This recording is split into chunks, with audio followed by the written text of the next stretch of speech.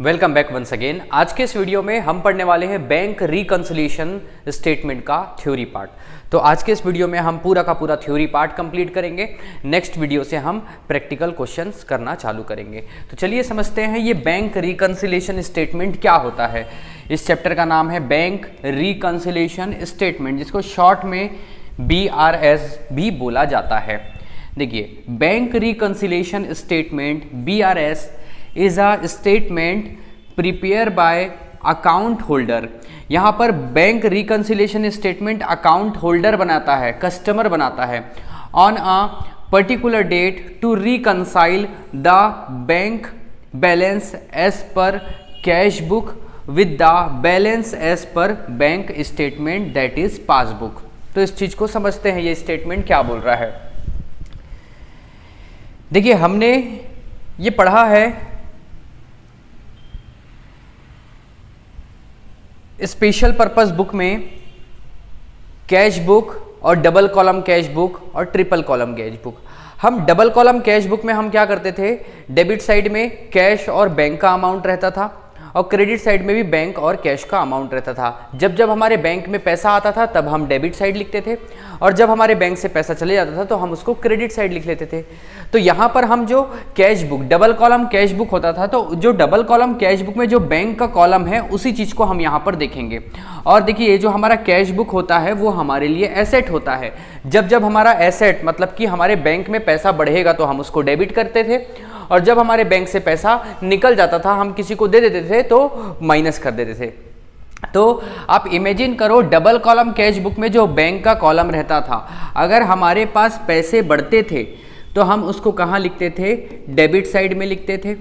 Debit side में हम उसको लिखते थे। और अगर हम किसी को चेक पेमेंट करते थे तो हमारे पास से पैसा जाता था तो उसको हम क्रेडिट साइड लिखते थे। मतलब कि हमारा बैंक बैलेंस कम होता था तो हम उसको क्रेडिट साइड लिखते थे। इतनी बातें तो आपको पता होगी, डबल कॉलम कैश बुक में ऐसा पढ़ते थे हम।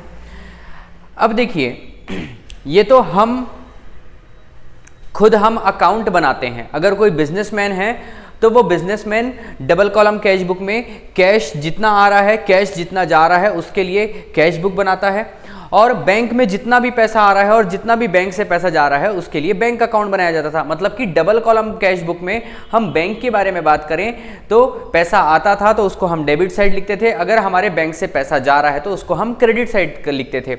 और ये कौन बनाता था, तो ये प्रोप्राइटर बनाता था, मालिक इसको बनाता था। जो प्रोप्राइटर है वो कैश बुक बनाता है जिसमें बैंक में जो भी पैसा आएगा उसको डेबिट साइड लिखेगा और बैंक से अगर पैसा जा रहा है तो उसको क्रेडिट साइड लिखेगा। अब बैंक में भी आपको पता होगा, बैंक वाला भी हमारा जितना भी हिसाब किताब रहता है उसके लिए वो अकाउंट बनाता है, जिसको हम क्या बोलते हैं, पासबुक बोलते हैं। ठीक है। और बैंक में हम जितना भी पैसा जमा करते हैं बैंक वाले के लिए वो लाइबिलिटीज है। समझना, वो लाइबिलिटीज है बैंक वाले के लिए, क्योंकि भाई आप उसको बैंक में पैसा जमा कर रहे हो तो आज नहीं तो कल आप पैसा निकालोगे। तो जब जब आप पैसा जमा करोगे तो बैंक वाले के लिए वो लाइबिलिटीज बढ़ते जाएगा और बैंक हमेशा जो कस्टमर का जो भी अकाउंट होगा उसके लिए वो पासबुक बनाता है। और जब जब आपके बैंक में पैसा जब बढ़ेगा, आप पैसा डालोगे तो बैंक का लाइबिलिटीज बढ़ेगा, वो क्रेडिट साइड लिखेगा। जब जब आप पैसा डालोगे तब तब क्रेडिट साइड लिखाएगा और जब जब आप अपने बैंक से पैसा निकालोगे तब बैंक जो है वो अपने पासबुक में डेबिट साइड लिखेगा जब पैसा कम हो जाएगा। इतनी बातें आपको समझ आती होगी। हमारे लिए जो हमारे बैंक में पैसा रखाया है वो हमारे लिए एसेट है। जब जब बढ़ता है तो हम डेबिट साइड लिखते हैं, अगर कम होता है तो क्रेडिट साइड लिखते हैं। वही बात करें बैंक के लिए, बैंक वाले के लिए हमारा पैसा लाइबिलिटीज है। मतलब कि कहीं ना कहीं उसको आज नहीं तो कल उस पैसे को लौटाना है। जब हम पैसा डिपॉजिट करते हैं तो उसको वो क्रेडिट साइड लिखता है। तो जब जब हम पैसा जमा करेंगे तब तब बैंक वाला उसको क्रेडिट साइड में लिखेगा। कभी कभार ऐसा होता है आपके अकाउंट में या आपके फादर या मदर आपके बैंक अकाउंट में, उनका बैंक में अकाउंट होगा, तो वो जैसे ही उनके पास पैसा आता होगा तो मैसेज आता होगा your account has been credited. मतलब कि आपका अकाउंट क्रेडिट हो गया, मतलब कि बढ़ गया आपका पैसा। और जैसे ही आप कुछ शॉपिंग कर रहे हो या कुछ पैसे निकाल रहे हो तो मैसेज आता है your account has been debited. तो जैसे ही कम होता है पैसा तो बैंक वाला उसको डेबिट साइड लिख देता है। ठीक है, जस्ट उल्टा करता है। क्लियर है? इतनी बातें आप समझ गई होंगे। अब देखिए, फॉर एग्जाम्पल अब उसके बाद जो हमारा डबल कॉलम कैश बुक है उसके बैंक कॉलम हम टोटल करेंगे। उसके बाद ये डेबिट साइड और क्रेडिट साइड दोनों टोटल किए और यहाँ पर बैलेंस आया बाई बैलेंस कैरिड डाउन। अब मान के चलो यहाँ पर by balance carried down 10,000 rupees आया, मतलब कि अभी हमारे बैंक में 10,000 रुपये है। अब हम यहाँ पर जो पासबुक है, पासबुक में यहाँ पर हमको बैलेंस दिखा रहा है to balance brought down, to balance carried down, यहाँ पर ये दिखा रहा है 8,000 रुपये। तो यहाँ पर हमारे जो हम बना रहे हैं कैश बुक बना रहे हैं जिसमें बैंक कॉलम में हमको दिखा रहा है 10,000 रुपीज़ और पासबुक जो है वो पासबुक में यहाँ पर 8,000 रुपीज़ दिखा रहा है। तो यहाँ से चालू होता है बैंक रिकंसिलिएशन स्टेटमेंट का जन्म होता है, क्योंकि हम यहाँ पर देख रहे हैं तो हमारे अकाउंट में 10,000 रुपये है जो हम कैश बुक बना रहे हैं जिसमें बैंक कॉलम में हमारे अकाउंट में दिखा रहा है 10,000 रुपये, लेकिन हम पासबुक को देख रहे हैं तो पासबुक में दिखा रहा है 8,000 रुपये।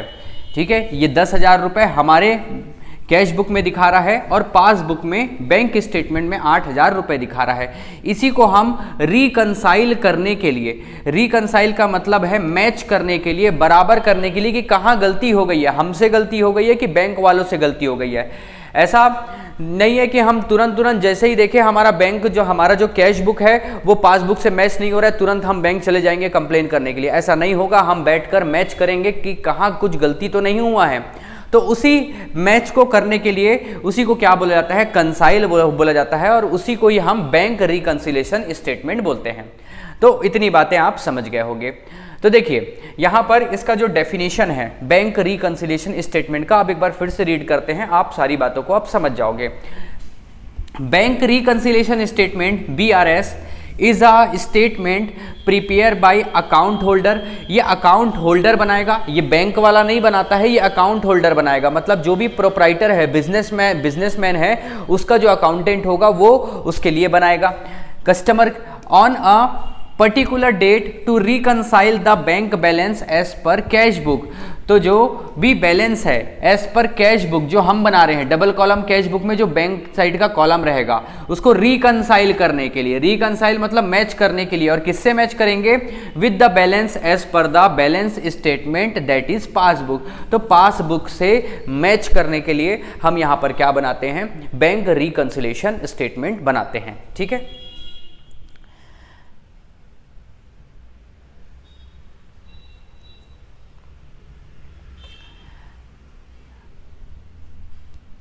अब देखिए बैंक रिकंसिलिएशन स्टेटमेंट क्यों प्रिपेयर किया जाता है इसके बारे में हम डिस्कस करते हैं। BRS इज प्रिपेयर टू, पहला find out the error either in cash book और पासबुक। हम एरर फाइंड करते हैं कि कैश बुक जो हम बना रहे हैं उसमें एरर है या पासबुक जो बैंक वाला हमको बनाकर देता है। आपको पता होगा हर साल हर महीने पासबुक प्रिंट करवाया जाता है। आजकल तो मोबाइल में ही आपका पासबुक या फिर स्टेटमेंट आ जाता है, तो उसको मैच करने के लिए हम BRS बनाते हैं।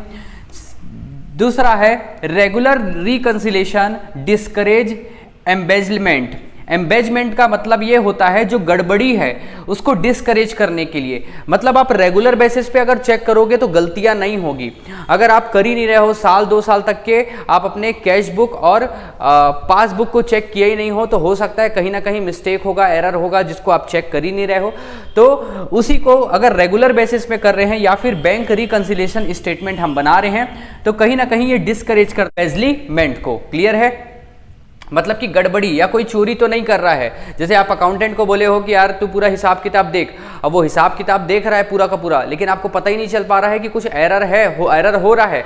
कहीं ना कहीं वो अकाउंटेंट है, वही पैसा कहीं ना कहीं गड़बड़ी कर दे रहा है, लेकिन आप अगर जब तक के चेक नहीं करोगे तब तक के कैसे पता चलेगा। तो ये जो है आपका डिस्करेज करता है एम्बेजलमेंट को, ठीक है, गड़बड़ी को।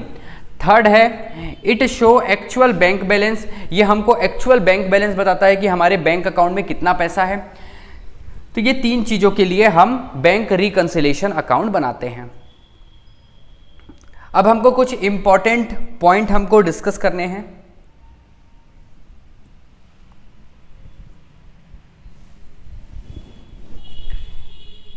Debit balance in cash book is just like a credit balance in passbook. तो जो कैश बुक होता है जो हम बनाते हैं उसका जो डेबिट बैलेंस होता है और सेम वही आपका क्रेडिट बैलेंस इन पासबुक। तो जो पासबुक का क्रेडिट बैलेंस रहेगा और कैश बुक का डेबिट बैलेंस रहेगा वो दोनों बराबर है। जैसे समझते हैं,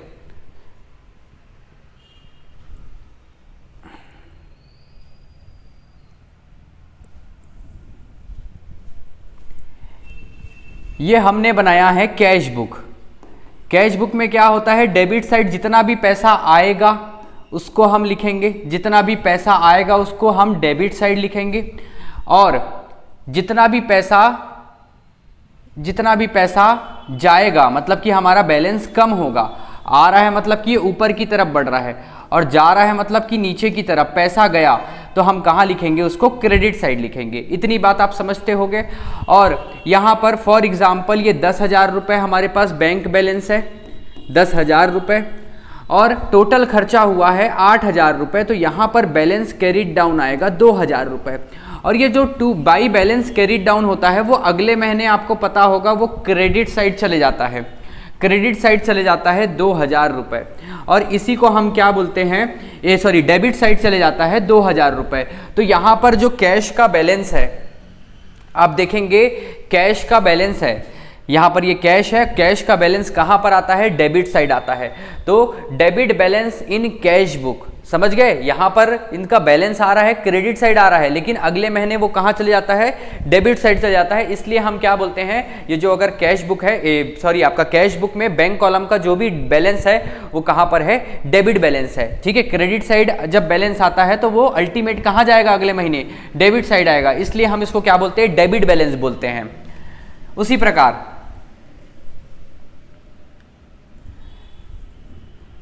प्रकार ये आपका पासबुक है, ये पासबुक है। पासबुक, जब हमारे पासबुक में पैसा आएगा तो हम उसको क्रेडिट साइड लिखेंगे, मतलब बैंक वाले लोग लिखेंगे जब पैसा आएगा। तो यहाँ पर जैसे 10,000 रुपये आ गया, अब जब पैसा जाएगा मतलब कम होगा तो पासबुक डेबिट साइड लिखा जाएगा, पैसा गया तो। अब यहाँ पर 8,000 रुपये चले गया, अब बच कितना रहा है, तो टोटल करेंगे, टोटल आएगा 10,000 रुपये, यहाँ पर भी 10,000 रुपये। अब 10,000 रुपये में 8,000 रुपये माइनस किए तो यहाँ पर 2,000 रुपये बैलेंस कैरिड डाउन आ रहा है। ठीक है, अब यही अगले महीने कहाँ चले जाएगा, ये अगले महीने चले जाता है क्रेडिट साइड, इस वजह से इसको हम बोलते हैं क्रेडिट बैलेंस। तो आप समझ रहे होंगे कि जो डेबिट बैलेंस होता है किसका, कैश बुक का, वो किसके बराबर होता है, क्रेडिट बैलेंस ऑफ पासबुक के बराबर होता है। ठीक है, और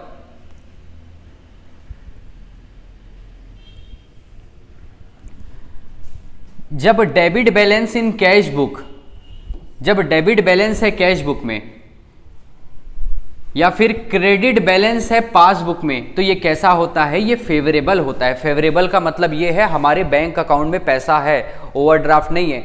हमने पहले पढ़ा हुआ है कि बैंक ओवरड्राफ्ट की एक फैसिलिटी मिलती है जिसमें कि बैंक में जितना पैसा नहीं है उससे ज़्यादा भी पैसा निकाला जा सकता है। लेकिन यहाँ पर क्या है, अगर डेबिट बैलेंस कैश बुक का है और क्रेडिट बैलेंस पासबुक का है, मतलब ये फेवरेबल बैलेंस होगा, मतलब हमारे अकाउंट में पैसा है। क्लियर है?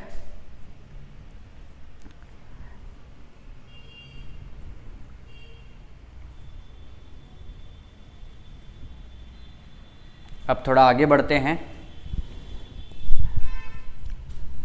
Credit balance in cash book, credit balance in cash book just like a debit balance in passbook. अब देखिए, अब ये कैश बुक है, अब कैश बुक में क्या हो रहा है, यहाँ पर हमारे पास पैसा आया, बैंक में पैसा आया, इसको हम लिख दिए यहाँ पर 10,000 रुपये आया। अब इसके बाद हम किसी को पैसा पे कर दिए, भाई राम, मान के चलो राम को पैसा दे दिए, यहाँ पर 15,000 रुपये, 15,000 रुपये यहाँ पर राम को पैसा दे दिए। टोटल करेंगे तो यहाँ पर कितना आएगा, 15,000 रुपये, और यहाँ पर भी हम लिखेंगे 15,000 रुपये, और यहाँ पर आएगा to balance carried down. Carried down कितना आएगा 5,000 रुपये, और ये 5,000 रुपये जो है वो अगले महीने कहाँ चले जाएगा, वो क्रेडिट साइड चले जाएगा, और हम क्रेडिट साइड लिख देंगे बाई बैलेंस ब्रॉट डाउन कितना 5,000 रुपये। तो ये कैसा बैलेंस है, तो ये है क्रेडिट बैलेंस है। तो credit balance in cash book, इसका मतलब ये है हमारे अकाउंट में था 10,000 रुपये, लेकिन हमने 15,000 रुपये का पेमेंट कर दिया, मतलब कि 5,000 रुपये ओवरड्राफ्ट है, 5,000 रुपये हम ओवरड्राफ्ट कर लिए हैं। ठीक है, तो क्रेडिट बैलेंस जो रहता है वो ओवरड्राफ्ट को बताता है या फिर अनफेवरेबल को बताता है। ठीक है, वही अगर बात करें पासबुक की, तो पासबुक में हमारे पास था 10,000 रुपये और हमने पेमेंट कर दिया 15,000 रुपये का। तो यहाँ पर 15,000 रुपये टोटल, यहाँ पर भी 15,000 रुपये टोटल। यहाँ जो बैलेंस आएगा, सॉरी यहाँ पर आ जाएगा 5,000, ये आ जाएगा 15,000। यहाँ नीचे लिख लेते हैं, यहाँ पर ये 10,000 रुपये हमारे पास आया। ठीक है, बैंक में पासबुक वाला क्या करेगा या बैंक वाला क्या करेगा, जैसे ही हमारे पास पैसा आएगा तो वो क्रेडिट में लिख देगा। उसके बाद हमने किसी को पेमेंट किया 15,000 रुपये का, तो वो डेबिट साइड लिखा जाएगा। अब देखिए दोनों को टोटल करेंगे तो दोनों साइड इधर 15,000 रुपये और इधर भी 15,000 रुपये आएगा। यहाँ पर बैलेंस बच रहा है 5,000 और ये बैलेंस कैरिड डाउन अगले महीने कहाँ चले जाएगा, टू बैलेंस ब्रॉट डाउन, मतलब कि ये डेबिट साइड आ जाएगा। मतलब कि जो कैश बुक का जो क्रेडिट बैलेंस होता है और पासबुक का डेबिट बैलेंस होता है वो दोनों इक्वल शो करता है। इसका मतलब कि दोनों को दोनों अनफेवरेबल को शो करता है। ठीक है, तो वही लिखा हुआ है credit balance in cash book, जो कैश बुक का क्रेडिट बैलेंस रहेगा और डेबिट बैलेंस इन पासबुक वो कैसा रहेगा, अनफेवरेबल रहेगा, ओवरड्राफ्ट बैलेंस रहेगा। क्लियर है ये चीज?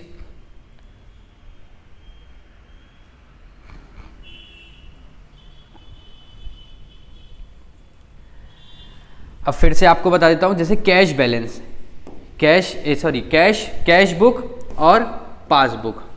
देखिए अगर कैश बुक में डेबिट बैलेंस है और पासबुक में क्रेडिट बैलेंस है, मतलब कि ये फेवरेबल है, मतलब कि हमारे अकाउंट में पैसा है।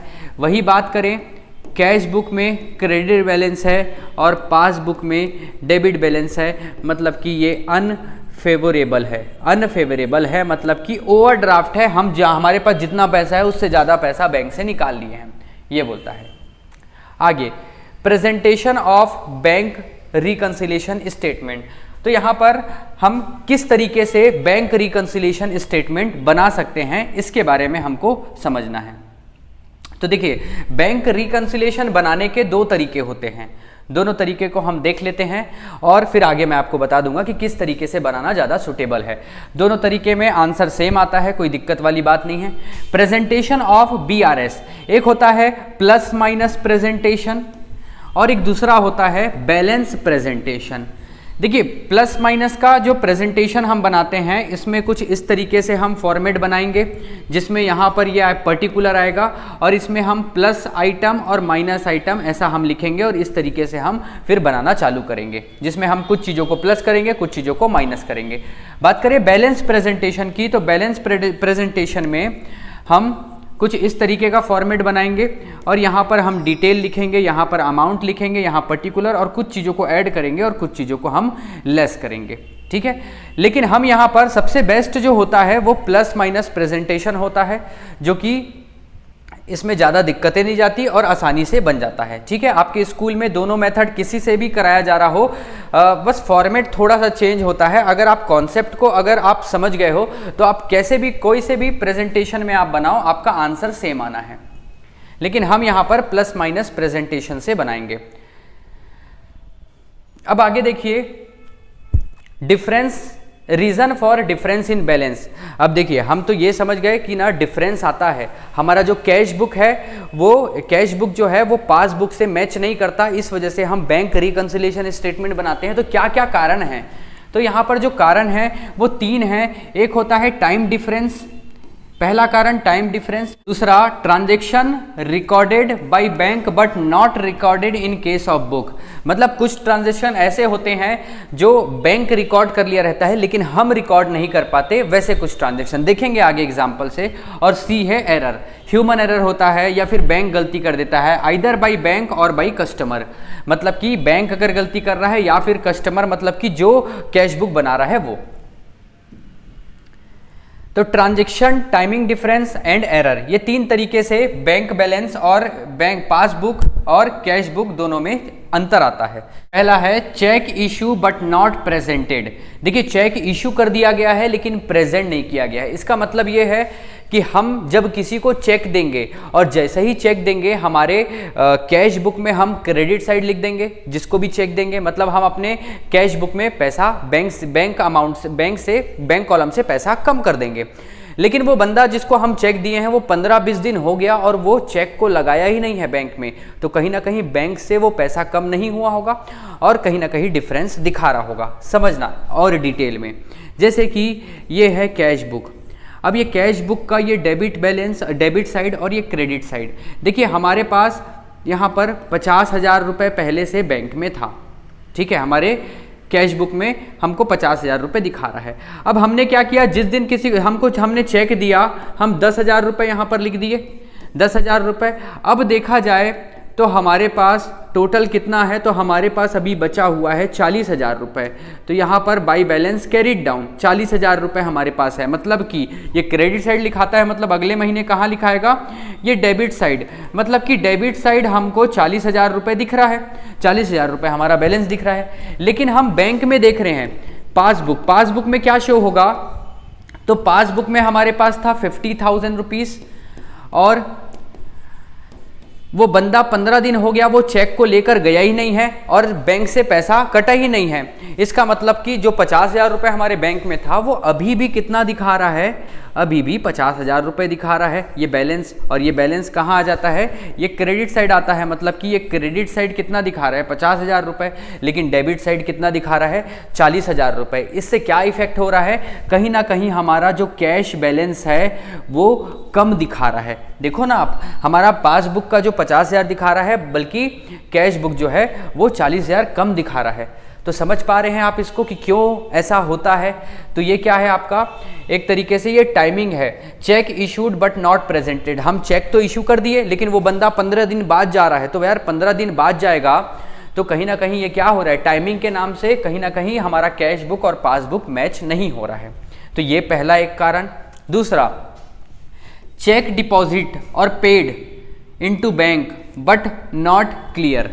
अब होता क्या है, हमको चेक मिला और हम चेक को उसी दिन भागे भागे गए और हम बैंक में जमा कर दिए।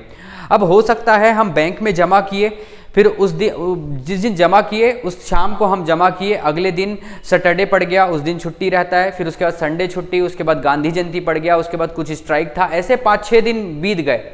और बीत गए उसके बाद ऐसा है जिस दिन बैंकिंग वर्किंग डेज था उस दिन भी वो चेक वेक को भेजा गया, तो कहीं ना कहीं उस समय नहीं हो पाया, क्योंकि कोई भी आप चेक को लगाओगे तो तुरंत आपके अकाउंट में पैसा नहीं आता।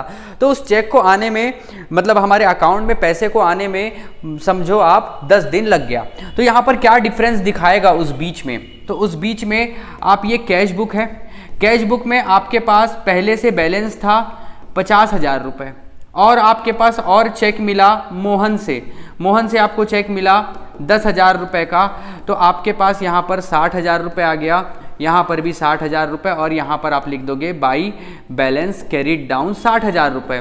मतलब कि कहीं ना कहीं आपका डेबिट बैलेंस कितना दिखा रहा है, 60,000 रुपये कैश बुक का दिखा रहा है।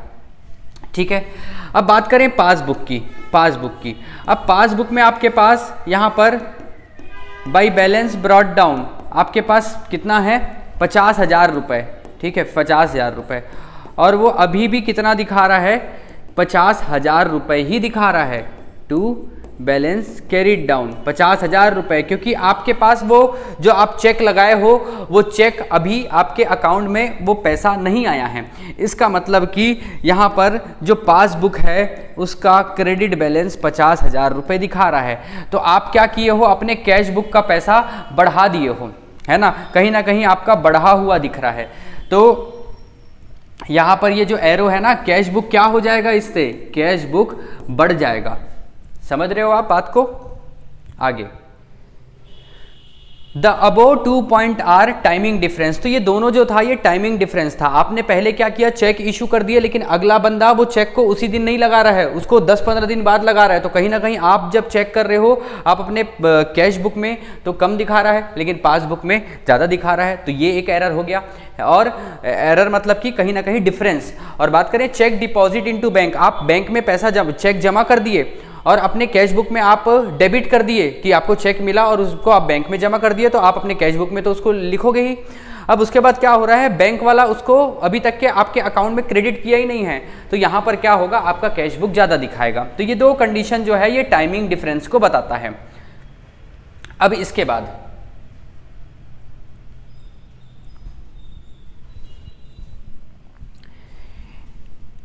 Interest credited by bank. देखिए इंटरेस्ट क्रेडिटेड का मतलब ये हो रहा है क्रेडिटेड, आपको मैं बताया हूं your account has been credited मतलब कि बैंक बैलेंस आपका बढ़ गया। Your account has been debited मतलब कि आपका बैंक बैलेंस कम हो गया। ये कौन बनाता है, बैंक वाला बनाता है, क्योंकि बैंक के लिए आपका पैसा लाइबिलिटीज होता है। हम अगर बैंक में पैसा जमा करेंगे तो वो हमारे पास मैसेज आएगा your account has been credited, है ना, मतलब पैसा बढ़ गया। और जब भी हम खर्च करेंगे तो your account has been debited, मतलब अगर क्रेडिट हो रहा है हमारे अकाउंट में, बैंक अकाउंट में, मतलब हमारा पैसा बढ़ रहा है, और डेबिट हो रहा है मतलब कहीं ना कहीं कम हो रहा है, क्योंकि बैंक के लिए वो लायबिलिटी होता है। तो देखिए इंटरेस्ट क्रेडिटेड बाय बैंक, तो जैसे ही बैंक में हमारे इंटरेस्ट क्रेडिट होगा तो हमको तो पता नहीं रहेगा, क्योंकि देखो आजकल तो यार मोबाइल आ गया है, मैसेज आ जाता है, तो उस चीज़ को हम एक्सेप्शनल ले रहे हैं। आप उसको भूल जाओ कि मैसेज ऐसे जाता है। अब देखिए कैश बुक में हम कोई एंट्री नहीं करेंगे। जैसे हमारे पास 10,000 रुपये है, ये कैश बुक है, कैश बुक में डेबिट बैलेंस हमारा 10,000 रुपये दिखा रहा है, ठीक है, 10,000 रुपये है। अब बैंक में क्या हो रहा है, बैंक आपका पासबुक में हमारे पास पहले से 10,000 रुपये था और साथ में 1,000 रुपये इंटरेस्ट के रूप में मिला, तो कहीं ना कहीं यहाँ पर कितना हो गया, यहाँ पर 11,000 रुपये हो गया, 11,000 रुपये। लेकिन हमारे कैश बुक में कितना दिखा रहा है, 10,000 रुपये दिखा रहा है। इसका मतलब कि bank charge interest by bank, sorry ये वाला इंटरेस्ट क्रेडिटेड बाय बैंक, मतलब कि इंटरेस्ट कहीं ना कहीं हम जब पैसा बैंक में जमा करके रखते हैं तो बैंक वाला हमको इंटरेस्ट देता है और ऑटोमेटिक वो हमारे अकाउंट में बढ़ के आ जाता है। तो यहाँ पर क्या इफेक्ट होगा, तो यहाँ पर जो हमारा पासबुक है, पासबुक वो बढ़ जाएगा, ठीक है। तो इससे क्या होगा, पासबुक बढ़ जाएगा। आगे आइए, बैंक चार्जेस और इंटरेस्ट चार्ज बाय बैंक। तो यहां पर क्या हो रहा है, बैंक चार्ज लगा रहा है। देखिए हम एटीएम इस्तेमाल करते हैं या फिर चेक इस्तेमाल करते हैं, तो और बैंक का हम बहुत सारा फैसिलिटी यूज़ करते हैं, तो कहीं ना कहीं बैंक उसके चार्ज हमारे बैंक अकाउंट से काट लेता है। जब बैंक वाला बैंक अकाउंट से जब चार्ज काटेगा तो हमको कैश बुक में हम उसको नहीं कर पाएंगे, क्योंकि हमको तो पता ही नहीं रहेगा कि वो कब बैंक चार्ज काट रहा है। तो यहाँ पर क्या होगा, तो कैश बुक तो एज इट इज़ रहेगा, जैसे कैश बुक में दिखा रहा है 10,000 रुपये और पासबुक में भी पहले 10,000 रुपये दिखा रहा था, लेकिन 1,000 रुपये बैंक चार्ज कट गया। तो अब क्या कितना दिखाएगा, पासबुक का बैलेंस 9,000 रुपये दिखाएगा और कैश बुक का 10,000। तो कहीं ना कहीं पासबुक क्या हो गया, पासबुक का अमाउंट कम हो गया। तो बैंक चार्ज और इंटरेस्ट चार्ज बाय बैंक, तो यहां पर क्या होगा, पासबुक कम दिखाएगा। आगे देखिए पांचवा, इंटरेस्ट कलेक्टेड और डिविडेंड कलेक्टेड बाय बैंक, ठीक है। यहां पर क्या हो रहा है, इंटरेस्ट कलेक्ट कर रहा है, हमको किसी से इंटरेस्ट लेना है या फिर डिविडेंड। डिविडेंड का मतलब होता है अगर हम कोई कंपनी के शेयर्स परचेस किए हैं तो हमको उस शेयर्स के बदले हमको जो भी कंपनी प्रॉफिट होता है तो उसको डिविडेंड के रूप में हमको देता है, तो वो कंपनी ले रही है। अब जब बैंक जब उसको लेगी तो कहीं ना कहीं हमारा बैंक बैलेंस बढ़ जाएगा, मतलब कि पासबुक में वो बढ़ जाएगा, लेकिन हमको तो मालूम ही नहीं रहेगा, इसलिए कैश बुक हमारा कम ही रहेगा और इधर पासबुक में अमाउंट बढ़ जाएगा। तो इससे क्या इफेक्ट होगा, तो इससे इफेक्ट होगा कि जो पासबुक है उसमें हमारा अमाउंट बढ़ा हुआ दिखाई देगा। अब छठवा ये है direct payment by the bank. अब कभी कभार क्या होता है, ऑटो डेबिटेड रहता है, मतलब कि जैसे कि हम घर का बिजली बिल हो गया, घर का रेंट हो गया, तो हम बैंक वाले को बोल देते हैं कि जो भी हमारा बिजली बिल आएगा उसको आप ऑटो डिडक्ट कर देना, हमारे अकाउंट से डायरेक्ट आप काट लेना, हमसे बिल्कुल नहीं मत पूछना। तो तो यहाँ पर क्या होगा, डायरेक्ट पेमेंट बाय बैंक। अब आपके पासबुक से क्या होगा, आपके घर का रेंट जो है या फिर सैलरी, आपका इलेक्ट्रिसिटी बिल जो है वो ऑटोमेटिक कट गया, मतलब कि कहीं ना कहीं आपका पासबुक क्या हो जाएगा, पासबुक में बैलेंस कम दिखाएगा, लेकिन आपको तो पता ही नहीं रहेगा क्योंकि आपके पास मोबाइल भी नहीं है, मैसेज नहीं आ पाएगा, ठीक है, वो टेक्नोलॉजी नहीं है। ऐसा आप इस चैप्टर को पढ़ रहे हो तो ऐसा समझो। तो कहीं ना कहीं हमारे कैश बुक में जितना भी अमाउंट रहेगा, जैसे कि कैश बुक दिखा रहा था 10,000 रुपये और पासबुक भी पहले था 10,000 रुपये, लेकिन यहाँ पर डायरेक्ट पेमेंट कर दिया गया रेंट और इलेक्ट्रिसिटी का 5,000 रुपये, तो अब दिखा रहा है पासबुक 5,000। तो कहीं ना कहीं ये क्या हो गया, पासबुक का वैल्यू जो है वो कम दिखा रहा है, ठीक है। तो ये हुआ हमारा छठवां पॉइंट, तो पासबुक की वैल्यू कम दिखाएगी। अब देखिए डायरेक्ट पेमेंट इनटू बैंक, अगर कोई हमारे बैंक में डायरेक्ट हमारे अकाउंट में अगर कोई पैसा जमा कर देता है तो हमारा पासबुक ज़्यादा वैल्यू दिखाएगा, उसकी अमाउंट ज़्यादा दिखाई देगा और कैश बुक कम ही रहेगा, क्योंकि हमको मालूम ही नहीं है कि कोई कौन पैसा डाला है। तो क्या होगा, इसमें क्या फ़र्क आएगा, तो कहीं ना कहीं पासबुक बढ़ा हुआ दिखेगा। अब बात करें 8th dishonour of bill discounted. देखिए क्या होता है, कभी कभार ना आप चेक लगाए, आपको एक चेक मिला और इस चेक को आप बैंक में लगाए, और बैंक में जब आप इस चेक को लगाए तो चेक जो है वो डिसऑनर हो गया, डिसऑनर ऑफ बिल डिस्काउंटेड। तो डिसऑनर का मतलब ये होता है, हो सकता है आपने ओवर राइटिंग लिख दिया होगा या फिर सिग्नेचर गलत हो, मतलब जिसका भी चेक है हो सकता है वो नाम गलत लिख दिया होगा या ओवर राइटिंग कर दिया होगा या डेट गलत लिख दिया होगा या कुछ चीज़ें मैच नहीं हो रही होगी। इस वजह से क्या होगा, बैंक वाला चेक को वापस कर देगा, और ये बैंक वाला को जो खर्च हुआ है, क्योंकि ये चेक को किसी और बैंक में भेजा गया होगा, जिस बैंक का ये चेक होगा वहाँ से ये पैसा कलेक्ट करके हमारे अकाउंट में डालो, ऐसा करके बैंक बोला होगा। तो इस ट्रांजेक्शन में कुछ ना कुछ खर्चे होते हैं, तो वो खर्चा अब किससे लिया जाएगा, ये कस्टमर से लिया जाएगा जो चेक जमा किया है। तो यहाँ पर डिसऑनर ऑफ बिल डिस्काउंटेड, तो कुछ ना कुछ चार्जेस काट दिया जाएगा, मान के चलो 20 रुपए पैसा कट गया, तो इससे क्या होगा, पासबुक में पैसा कम दिखाएगा, जो कि कैश बुक में हम किए नहीं रहेंगे, क्योंकि हमको पता ही नहीं है कि बैंक कब चार्ज काटा। क्लियर है ये चीज। तो यहाँ पर क्या होगा, पासबुक में अमाउंट कम दिखाएगा। Bank charges recorded twice in cash book. अब बैंक कोई चार्ज किया, देखो इतना जो था ये आपका ट्रांजैक्शन का एरर था, ठीक है। हम यहाँ पर क्या पढ़े, पहला हम लोग पढ़े टाइम एरर, कहाँ गया, ये देखिए, पहला तो टाइम डिफरेंस देखे, उसके बाद ट्रांजैक्शन देखे, उसके बाद लास्ट में हमको पढ़ना है एरर। तो ये जितने भी थे अभी, टाइम पढ़े 2 स्टार्टिंग के, उसके बाद ट्रांजैक्शन पढ़े, अब हमको पढ़ना है एरर, क्या क्या एरर होता है। देखिए bank charges recorded twice in cash book. अब यहाँ पर क्या हो रहा है, बैंक का जो भी चार्जेस है, बैंक तो चार्जेस अगर काटेगा तो एक बार उसको कम करेगा, लेकिन हम अपने कैश बुक में उसको 2 बार माइनस कर दिए हैं 2 बार माइनस कर दिए हैं, तो कहीं ना कहीं हमारा कैश बुक और पासबुक वो मैच नहीं करेगा, तो इन कारणों से मैच नहीं होता है, ठीक है। आगे देखिए एक और example, payment side of cash book is under cast. Payment side of cash book is under cast का मतलब क्या होता है, इस एग्जाम्पल से समझिए।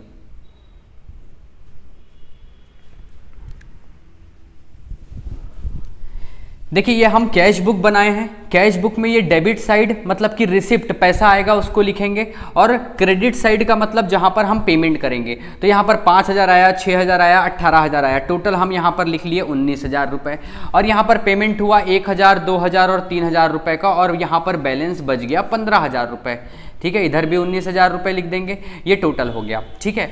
इसको अब देखिए जो भी हम इसको टोटलिंग करते हैं उसको हम बोलते हैं कास्टिंग।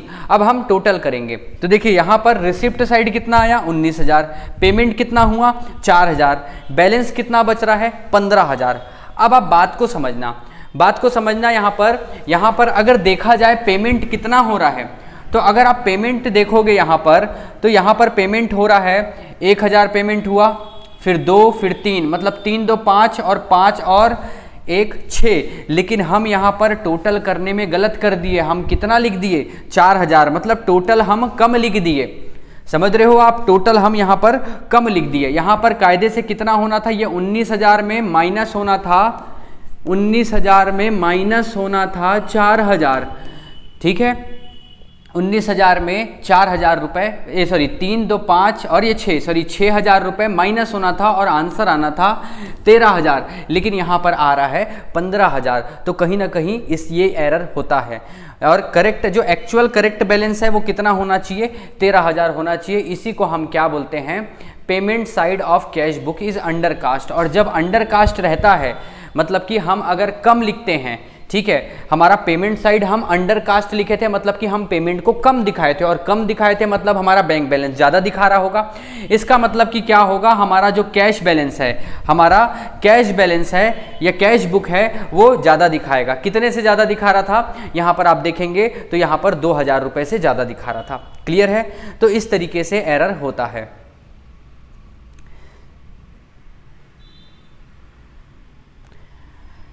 अब देखिए, how to prepare bank reconciliation statement, ये लास्ट टॉपिक है। इसके बाद हम नेक्स्ट वीडियो में प्रैक्टिकल क्वेश्चन करना चालू करेंगे। पहला रूल नंबर 1, इस नियम को आपको फॉलो करके चलना है। अगर इस नियम को अगर आप फॉलो करोगे तो आपसे एक भी क्वेश्चन गलत नहीं होगा। तो पहला रूल ये है, we will always prepare bank reconciliation with plus minus presentation. तो प्लस माइनस प्रेजेंटेशन से आप बनाओगे तो आसानी से आपसे बन जाएगा। रूल नंबर 2 है, if unfavourable balance is given then we will write in minus item column. तो अगर जब अनफेवरेबल दिया रहेगा तब हम उसको कहाँ लिखेंगे, माइनस कॉलम में लिखेंगे। और आपको मैं बता दूं, यहाँ पर अगर कैश बुक और पासबुक, भाई अगर कैश बुक का डेबिट बैलेंस दिया है और कैश बुक का क्रेडिट बैलेंस दिया है मतलब ये फेवरेबल है, और वही कैश बुक का क्रेडिट बैलेंस और पासबुक का डेबिट बैलेंस अगर ऐसा दिया हुआ है तो ये अनफेवरेबल होता है। तो इतना आपको याद करना है और मुझे उम्मीद है कि आपको इतना समझ गए होंगे। अनफेवरेबल बैलेंस का मतलब क्या होता है, credit balance in cash book और डेबिट बैलेंस इन पासबुक, जिसको ओवरड्राफ्ट भी लिखा रहता है कभी कभार। ठीक। रूल नंबर 3 है, adjust the book whose starting balance is given. तो हमको एडजस्टमेंट कैसे करना है, जिसका बुक दिया रहेगा सबसे पहले, जैसे कि adjustment the book whose starting balance is given, मतलब कि हमारे पास कैश बुक भी दिया हुआ है और पासबुक भी दिया हुआ है। समझना, हमको स्टार्टिंग में अगर कैश बुक के बारे में इंफॉर्मेशन दिया हुआ है और पासबुक तक के हमको पहुंचना है तो हम क्या करेंगे, कैश बुक को हम बराबर लाएंगे पासबुक के। ठीक है, ये क्वेश्चन से आप समझ जाओगे। अगर हमको पासबुक के बारे में इंफॉर्मेशन दिया हुआ है ना, एज पर पासबुक का बैलेंस दिया हुआ है, तो हम पासबुक को कैश बुक तक के लाने की कोशिश करेंगे। ठीक है, इस तरीके से बनाएंगे और ये आपको क्वेश्चन से धीरे धीरे आपको समझ आ जाएगा। जैसे कि एक उदाहरण है, एक एग्जांपल से समझते हैं। Prepare bank reconciliation statement.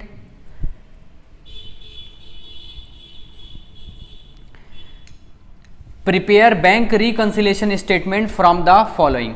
तो देखिए, सबसे पहले दिया हुआ है debit balance as per cash book. यहां पर डेबिट बैलेंस दिया हुआ है कैश बुक का डेबिट बैलेंस दिया हुआ है। डेबिट बैलेंस दिया हुआ है कैश बुक का 15,000 रुपए। उसके बाद दिया हुआ है cheque deposit but not clear 1,000, cheque issued but not presented 1,500, bank interest 200 रुपए। देखिए अब इसको कैसे बनाएंगे। तो सबसे पहले आप तो फॉर्मेट कुछ इस तरीके से आप खींचोगे। हम लोग ये कौन सा प्लस माइनस प्रेजेंटेशन से बना रहे हैं, तो आप इस तरीके से इसका फॉर्मेट खींचोगे। ये पर्टिकुलर हो जाएगा, ये प्लस आइटम और ये माइनस आइटम। सबसे पहले आपको देखना है कि स्टार्टिंग में क्या दिया हुआ है। Debit balance as per cash book है 15,000। तो मेरे भाई यहाँ पर डेबिट बैलेंस दिया हुआ है कैश बुक का। ठीक है, डेबिट बैलेंस दिया हुआ है कैश बुक का। तो यहाँ पर हम सबसे पहले डेबिट बैलेंस का मतलब होता है पॉजिटिव, मतलब हम यहाँ पर सबसे पहले कहाँ लिखेंगे, प्लस आइटम में लिखेंगे balance as per cash book 15,000 रुपये यहाँ पर आ जाएगा। ठीक, उसके बाद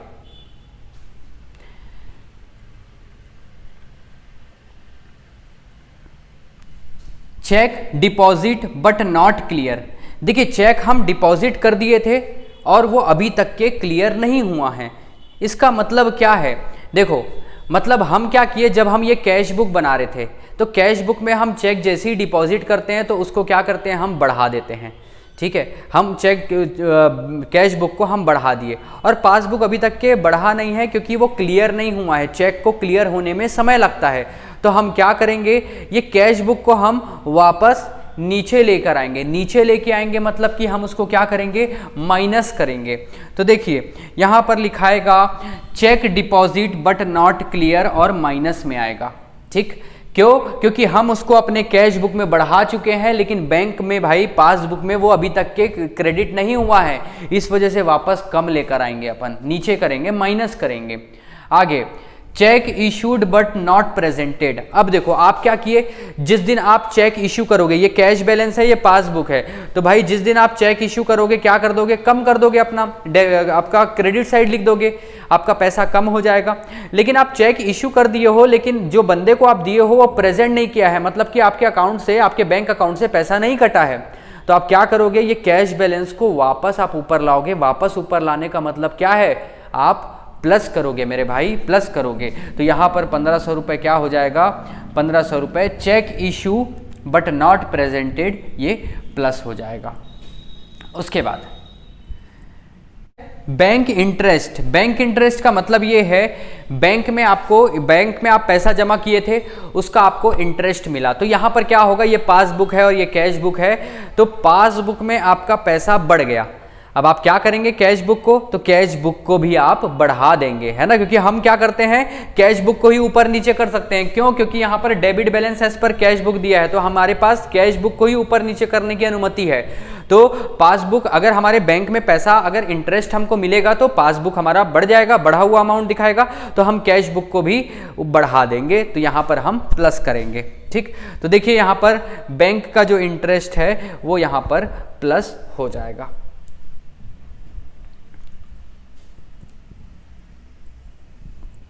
तो अब हम क्या करेंगे, टोटल करेंगे, देखेंगे किस साइड आपका प्लस आइटम में टोटल ज्यादा हो रहा है कि माइनस आइटम में। तो देखो प्लस में 15,000, 16,700 रुपये आ रहा है, तो इस तरफ 16,700 लिखे, दोनों साइड हम उसी वैल्यू को लिखेंगे। और 16,700 रुपये में यहाँ पर आ रहा है माइनस में 1,000 रुपये, तो माइनस करेंगे तो यहाँ पर बैलेंस आएगा 15,700 रुपये, और इसको हम लिख देंगे बैलेंस एज पर पासबुक। तो ये पासबुक में जितना बैलेंस था, बैलेंस एज पर पासबुक 15,700 रुपये ये आ गया। ठीक है, तो इस तरीके से बैंक रिकंसिलिएशन स्टेटमेंट को बनाना है।